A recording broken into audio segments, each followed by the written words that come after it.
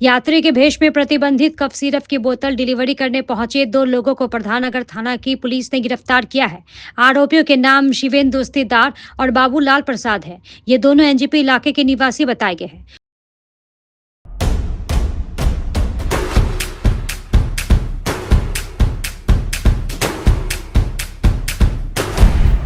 Stay tuned. Police सूत्रों से मिली जानकारी के अनुसार दोनों आरोपी यात्री के भेष में कंधे पर बैग लेकर जंक्शन बस स्टैंड पहुंचे थे।